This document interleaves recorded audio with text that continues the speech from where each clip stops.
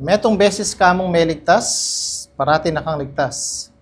Sabi na kayang Romans 4 verse 6 and 8, even as David also described the blessedness of a man, unto whom God imputed righteousness without works.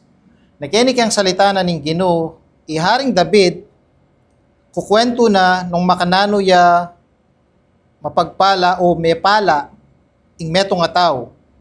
Nasabi na, ing Ginoo, binilang na yung ganap na matuwid na alang gawa.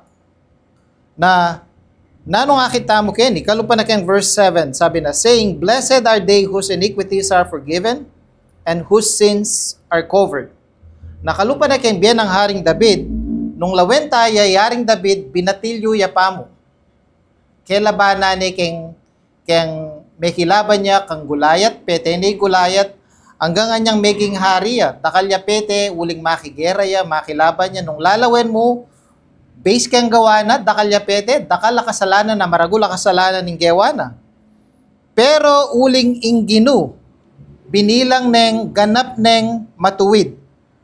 Alibasi kang gawa na, ingginu sabi na kini ren kasalanan na petawara na la. Den kasalanan na tikpa na la ng ginu. At kalupa na kini king verse 8, blessed is the man to whom the Lord will not impute sin.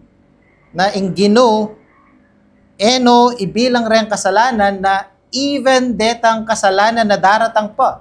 Na akit tamo anyang meging hari ne i David, pepapatay ne i Uriah, at itang asawa na i Bathsheba kingwane, at yang meging asawa na.